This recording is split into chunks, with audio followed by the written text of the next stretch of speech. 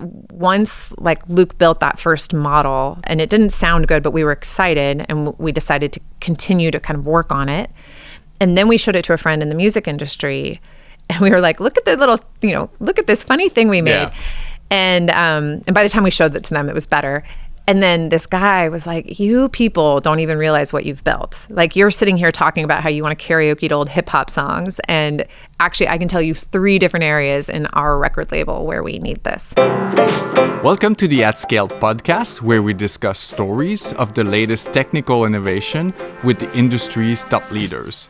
Today, we will discuss AI audio models, a bit of the music industry, leadership stories from Google to current startups, and tips for better sleep. Our guest is Jessica Powell, co-founder and CEO of AudioShake, who's joining us right here after our talk at today's Product at Scale event.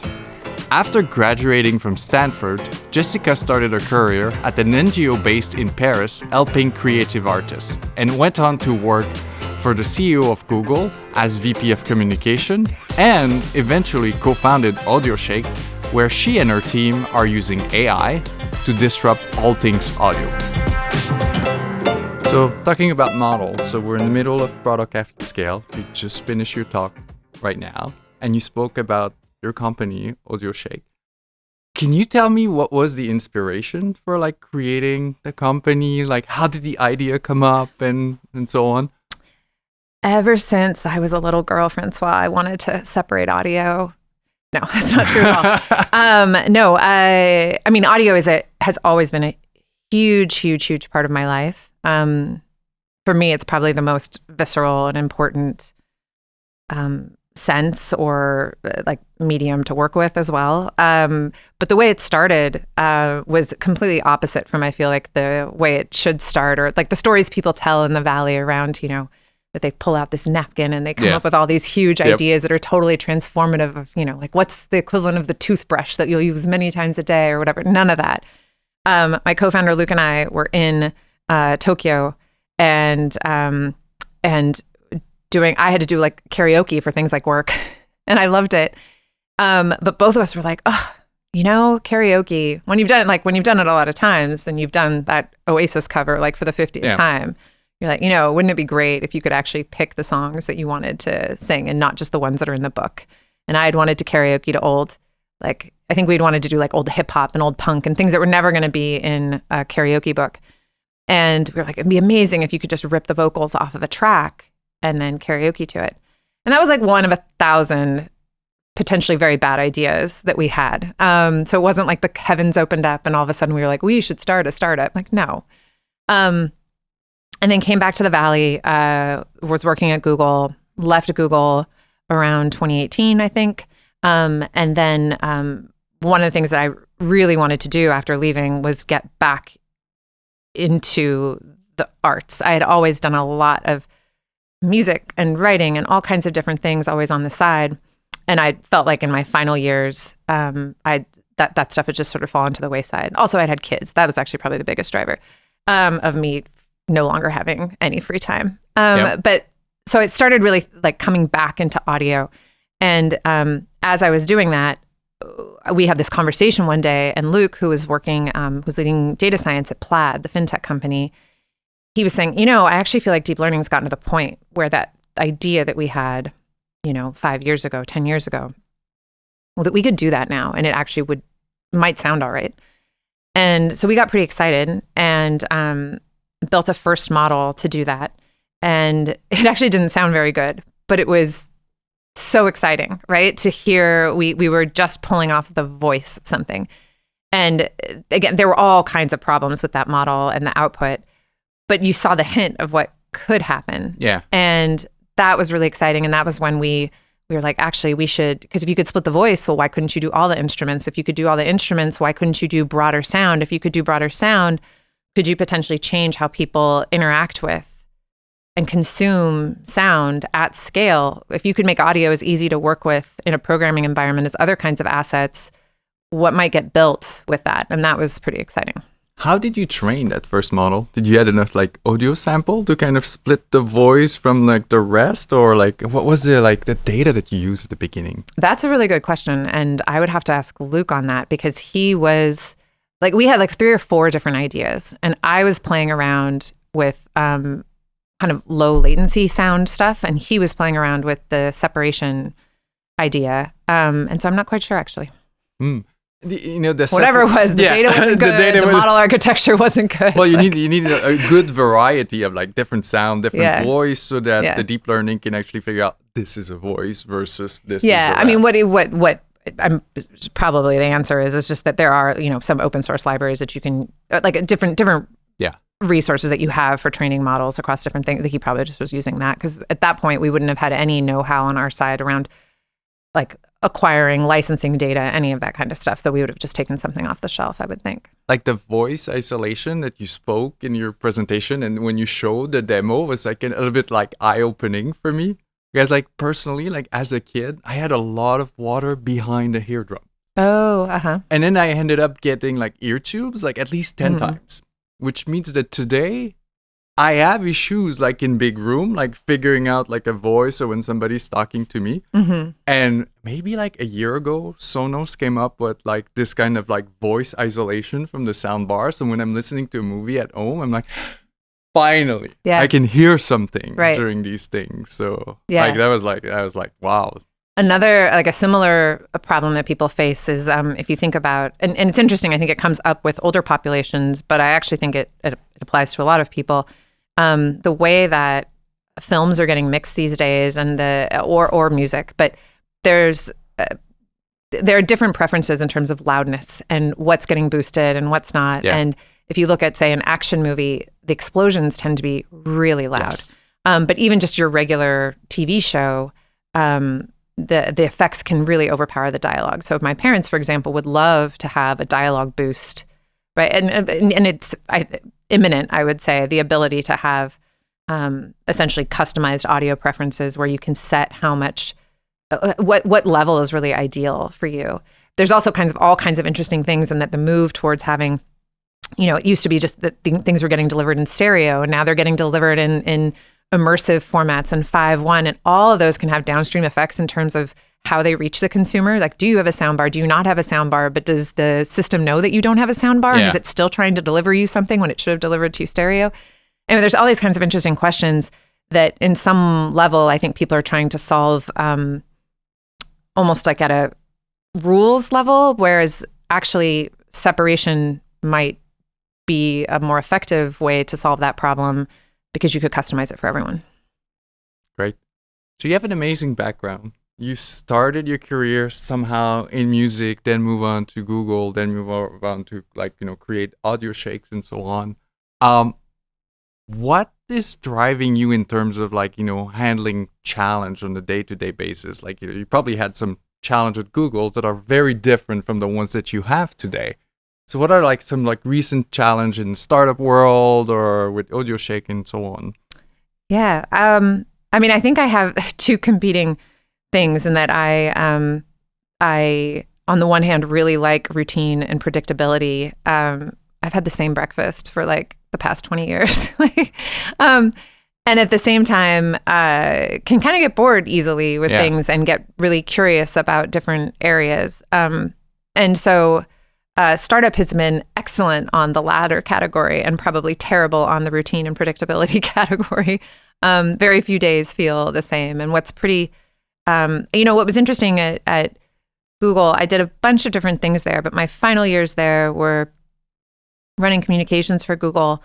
And on the one hand, what was great about that kind of job is the diversity of challenges you have, right? Where one day you're dealing with a competition case, and the next day, there's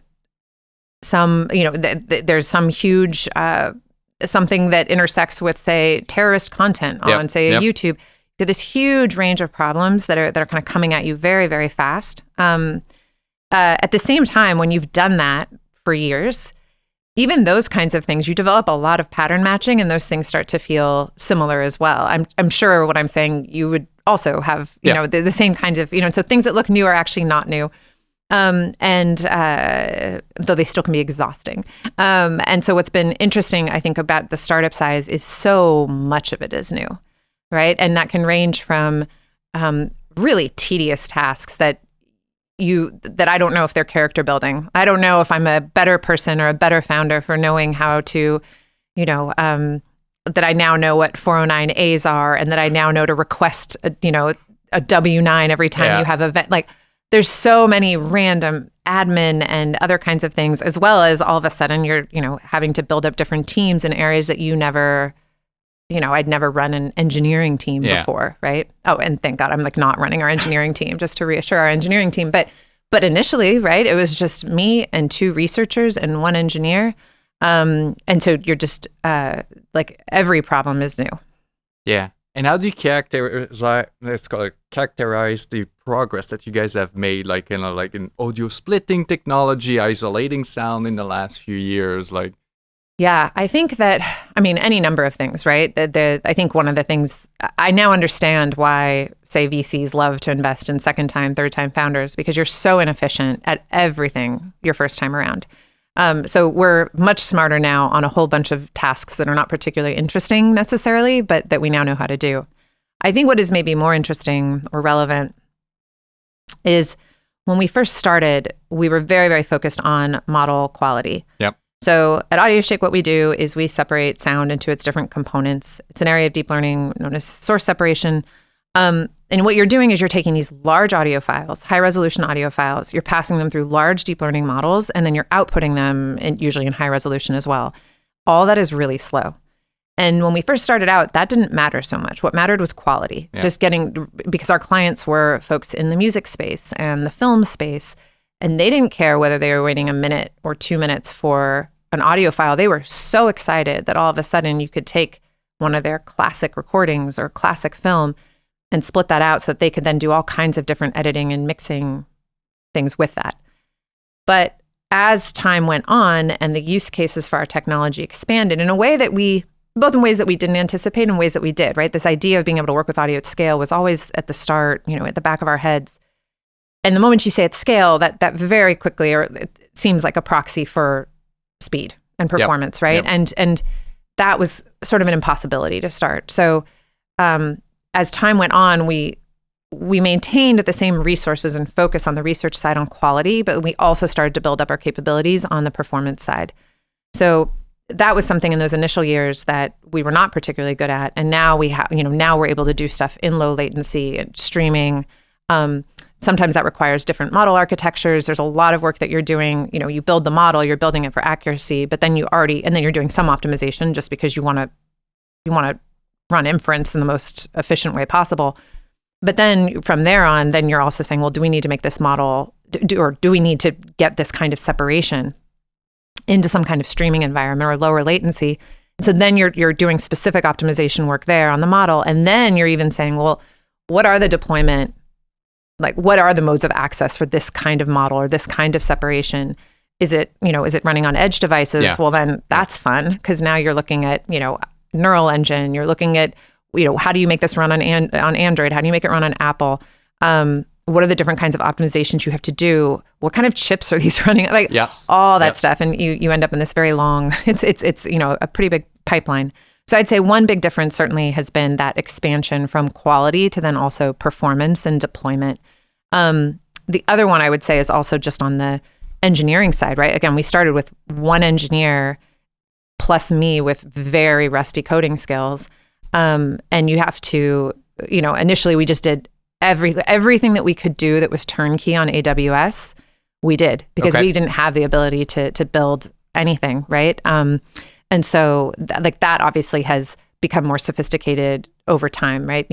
We started off, I think, on AWS, like something like SageMaker, because I was turnkey. But then, now today, we're not on SageMaker, we're on like EC2. Those you change kind of what you're doing, and now we run, inference and storage and really the whole production pipeline on AWS. But there's a whole lot more going on under the hood than there would have been in those initial days. And I would say like the diversity of clients also forces you to look at those things too, right? Because again, those initial clients were say, media people that had no particular latency requirements or anything like that. The job could return when the job returned. But now you'll have, a client that is sending you thousands or hundreds of thousands or even millions of minutes of audio in a day at the same time as a client that is sending you one. But man, that one file, that one file is precious, And so just everything that you have to think around queuing and prioritization and so forth as well. Do you end up with two stacks? Like one that is like for the media company type of thing, like very, let's call it like high latency but high quality processing, and another stack that does more like the real-time streaming at the end? I guess it all depends on how you define stack in the sense of, and I wouldn't think about it, though it's not a bad proxy to say like media versus latency, because you're right, like you often can. But for example, like we run for music, for example, we do a lot of real time, say remixing or voice isolation, say singing voice, like a songwriting app, or again, voice isolation on the speech side. All of those may be media, but they really are in that low latency bucket. It's less, again, stack from like an inference perspective, but sure, from a like model architecture perspective, absolutely. Because sometimes it's not simply, you take this model that you're going to deploy on the API and then you're doing, distillation, pruning and whatever to make it, smaller. Yeah, maybe that works. But lots of times you're actually having to start with a different architecture. So talking about scaling an engineering team, you started like it was like yourself, like your co-founder and a few other people, and now you're up to X people. Mm-hmm. Can you talk a bit about the evolutions and how you guys went into scaling the team and what were the challenges along the way? Sure. We started out, and it actually tracks to what we were talking about earlier about quality versus performance. So we started off where it was almost entirely research. To the point where as we were growing, research was a little too heavy in relation to engineering, and we would almost have a backlog of models and things that we were ready to deploy, but we didn't actually have people or the resources to deploy them. And so then we've spent more time in the past year in building up engineering. That's still a big focus for us. So we just raised our A over the summer. We're doing a lot of engineering hiring now for exactly that. So the company, we're now, 20 plus people. We've generally been almost entirely technical. I think I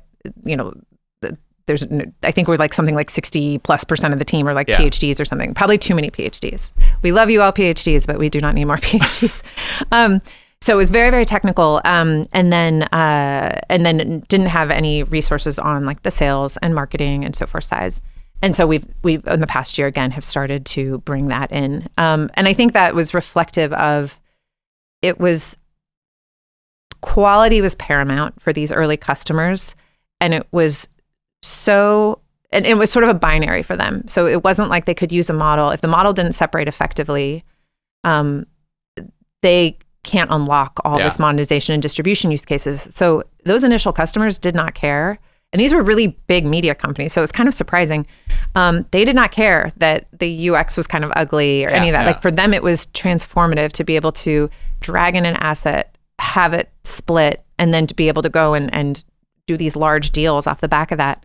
And so the company in some ways, I think, evolved alongside those customer needs, right? In the sense of like quality first, research first, followed by deployment. And now as we scale the business, we need to build out the other functions as well. Then the other function, move your capability to the edge also to make sure that you can do the streaming use cases and so on. Yeah.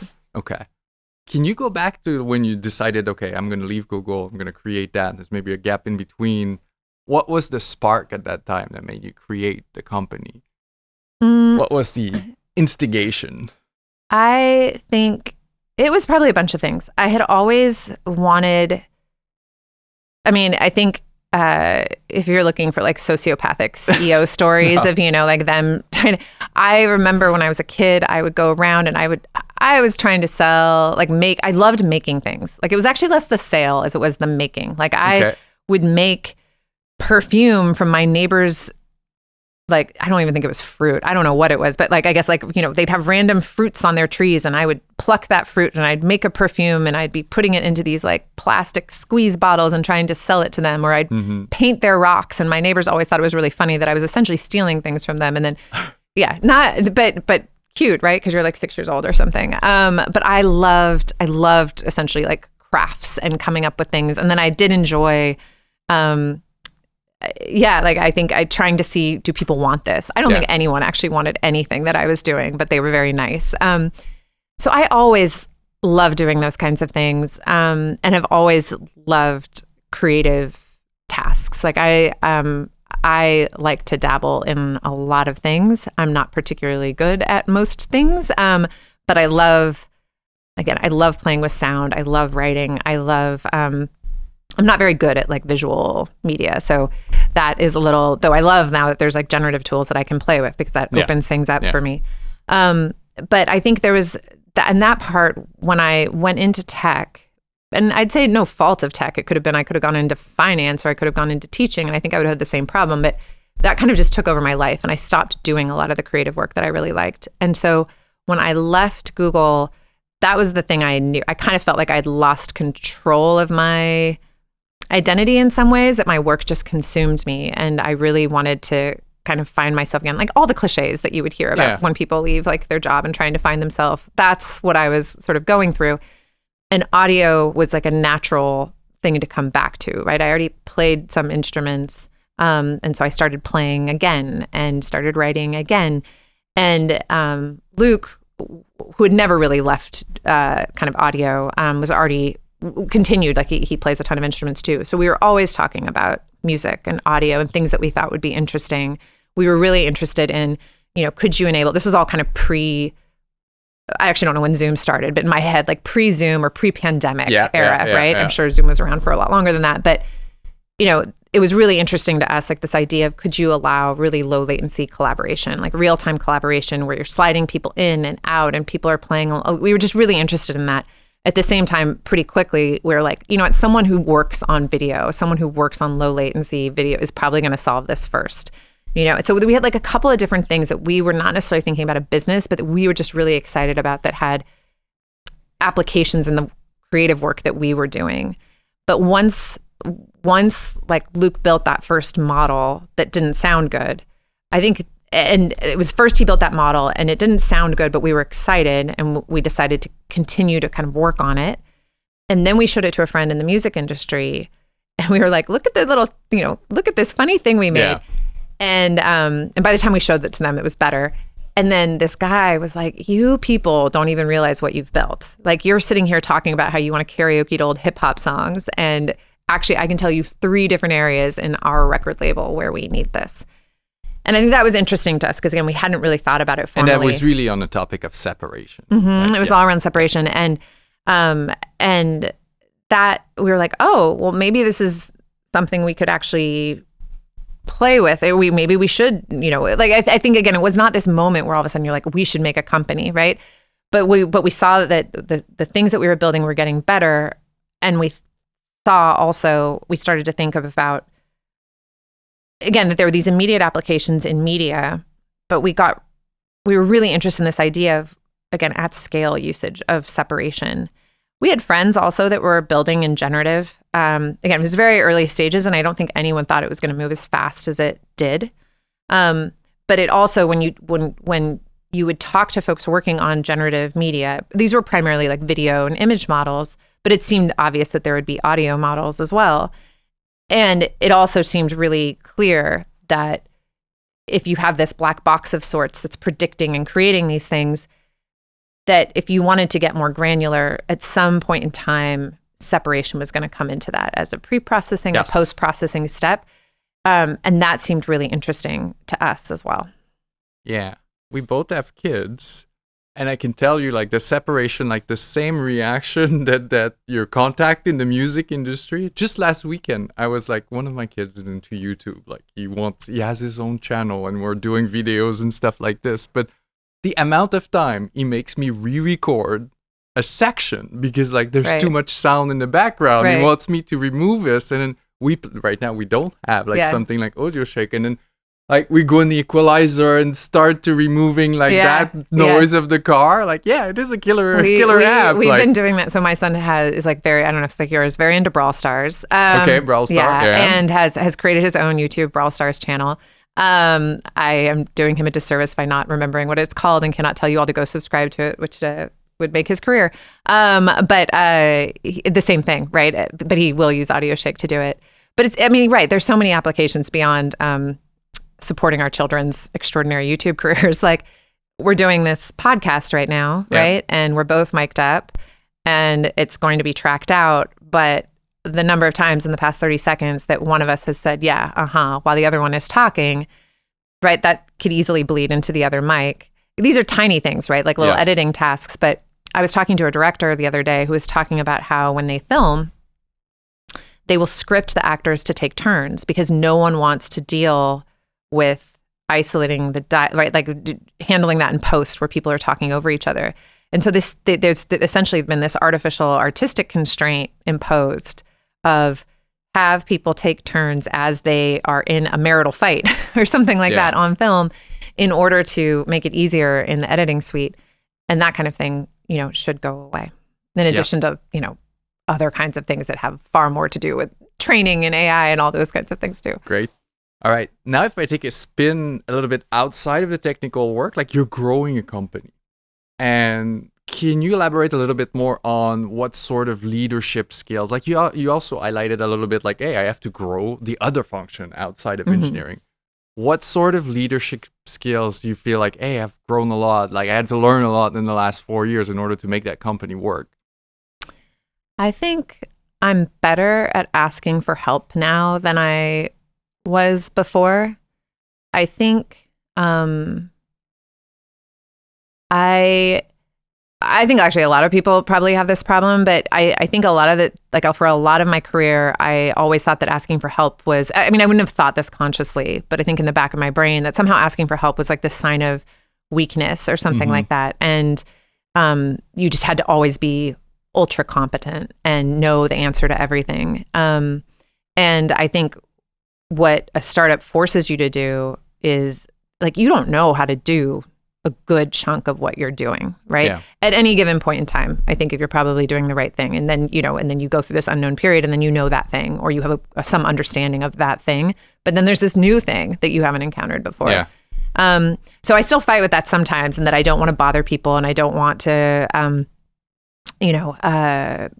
like waste someone's time or something like that. But I have found that when I ask for help, or when I go to people, like the other day, I was having to come up with like a compensation structure for a type of role that I've never hired before, and that is, that involves sales and commission and all that stuff that's super abstract to me. And, I was able, I found someone that I could go ask about it. And then I found another person I could ask about it. And I think that that actually has been really, it's again, something that sounds super obvious, but that I found really hard.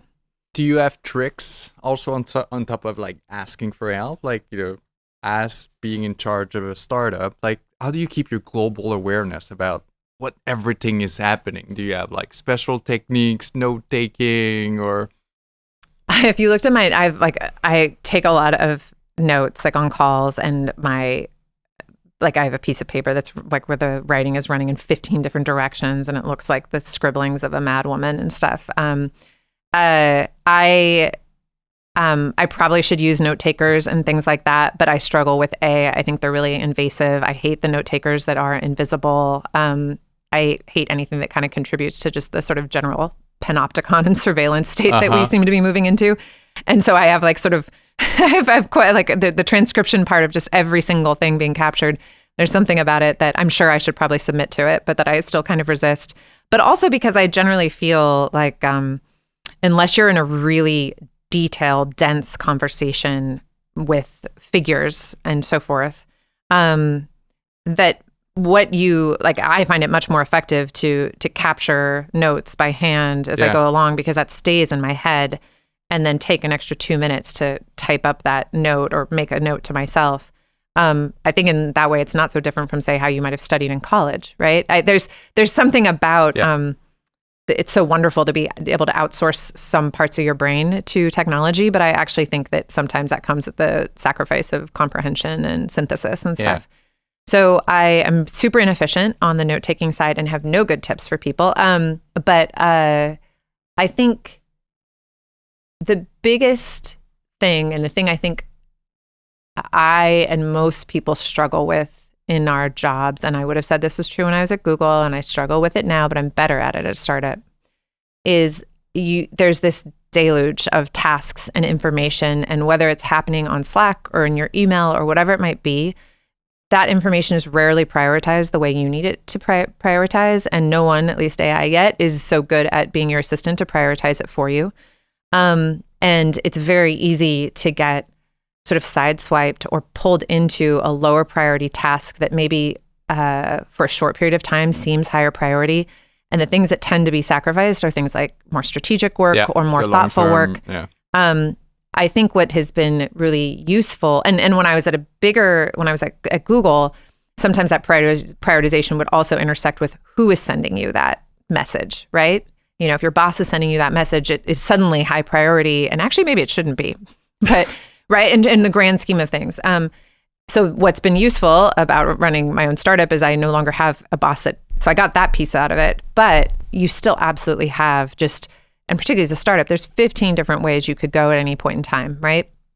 And I think being able to always ask myself at the start of the day or the start of the week, what is it that I actually really need to get done today?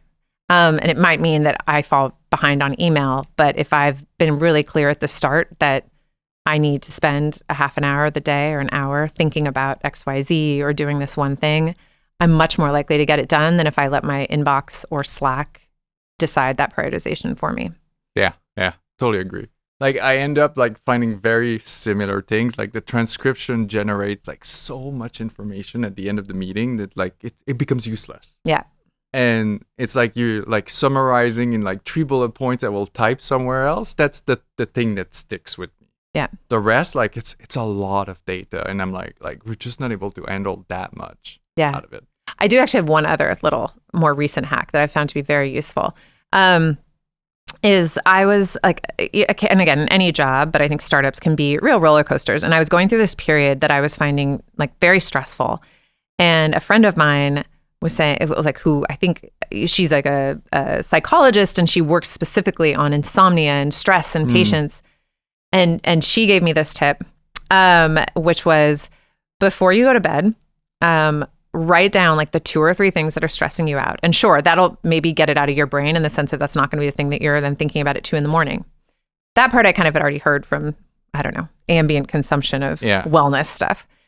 But the other part she said was, she was like, write it down and then write about the different steps that you're taking to solve it. Yeah. Right. And so, and like what you're going to do. And the thing that I didn't, anyway, so that was sort of useful in terms of like the sleep side. The other part though, that I was not expecting was, and again, I spend maybe, and I don't do this every night, I just do it when I need to. And I probably spend like a total of 2 minutes on it, right? This is not some like deep exercise. But what's really interesting is if you then flip back to like 1 month before or 2 months before, you see that this problem that seemed kind of insurmountable at the time, that guess what, like you actually got through it. Or maybe you haven't finished getting through it, but you've gotten through 25% of it. And so it's a very, I think it's hard sometimes for us when we work in, again, it can be startup, it can be a big corporation. You have these moments that might be imposed by the company structure of like KPIs or OKRs or these like things to check in, but they tend to be pretty long timelines. And then also, you always are looking at them at this really macro level, and it's hard to see the progress that you've made or remember that actually this had you very worried and that you solved it. And so I think that's actually been really great and a good reminder that rarely are there problems that you aren't going to work through, you know? It's interesting. The exact technique reminds me, like, there's a book about this. It's called Planning Tomorrow Today. That's the title of the book. And it highlights exactly what you highlighted about, like, write the 2 or 3 more important things that you have to do tomorrow at night, the day before, or like, you know, when you finish work at like 5, 6. And then in order to have your subconscious go a bit while you're sleeping, you write some possible steps about like so that you don't get stuck on it. And it's true that it's like, over time you see the amazing progress that happens over time. All right, I want to go back to AudioShake a little bit. Like if you look at all the technology that's happening right now, all the advancement of AI, what are the next step for AudioShake? What are the next big thing that you guys want to tackle? What sort of technology do you want to leverage? What sort of new concept do you want to propose? Yeah. So I should just tell you all of our roadmap right now, right? No. I mean, I think that first of all, there's still a lot of work to be done. Like sometimes people say source separation is sort of a solved problem, which to me is sort of a wild statement because I can think of all the different ways that our own models fail and our stuff is, state of the art. So I don't think of it as a solved problem. I think there's all kinds of, and there's so many problems within that are interesting. I think that, there are problems like you could have, should you do blind separate, you don't know what is in the file and should you just separate it according to what you think is in the file? Maybe, but maybe also depending on who the end user is, they want very different things and you may never have that context. Should you use generative, right? Like you could imagine generative techniques at some point getting good. They're not today, but that generative models could eventually maybe be able to anticipate or predict different kinds of, like if you think about speaker separation, could they do a better job at when you've got a huge amount of overlap, possibly filling in places where one speaker is overlapped with another? Sure, maybe that could be good, but wow, now think about that in a forensics environment. Anything where ground truth matters. Yeah. Are you then comfortable with something that fills in? Probably not, right? You need audio that's disentangled, not audio that's enhanced, essentially. So I think there's a thing that is very interesting to me is how do you build models that fit the needs of your customers and that aren't necessarily. There's so much talk always around these like really large models that can solve all these things. And I think that specificity in most things in life is really valuable. I think that also the challenge around performance and quality is still very much unsolved, right? We can do separation very, very fast with most of our models, but not all of them. There's all kinds of use cases that you can imagine where just again, it's kind of primitive when we think about the voice and we think about how we process voice information in a lot of lower latency workflows. Think of like a call center or a 911 like triage kind of system, and there's a ton of noise in that background. Do you know what to listen to? Can you actually hear the speaker? Would it possibly be interesting to know what's behind the speaker? What's being said? What kinds of sounds are there? What is the spatial positioning of that sound? Is that sound drawing closer to the speaker? Does that sound represent threat?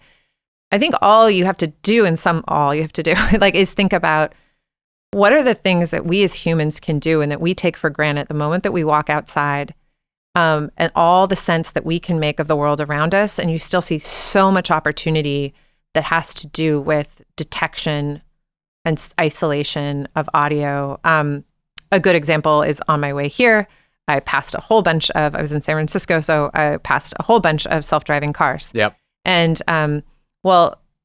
self-driving cars are amazing. At the same time, you, Francois, would do a much better job than probably most of the self-driving cars in knowing that to the right of the car, was that a siren or was that an EDM song? Yeah. Right? And again, it's super easy. Like our kids, baby, would know that. They can do this, yes. But not super fancy technology. So I think there's just a lot of opportunities still. Yeah, I like the angle of self-driving because it is everywhere these days. Same thing. I was coming from the airport this morning. I ran into a couple of them and I was like, wow, I am surprised. And you can hear their sound because like most of them have the electrical engine, and I'm looking in the car, it's like there's nobody in there. I'm like, oh, okay, what is this? Yeah. Yes. Well, thank you. Thank you so much. This was great. Thank you on behalf of the AtScale community. It's been great, like being able to share with you, like, the progress of AudioShake, the progress in the technology, and so on. So thank you. Yeah, thanks for having me.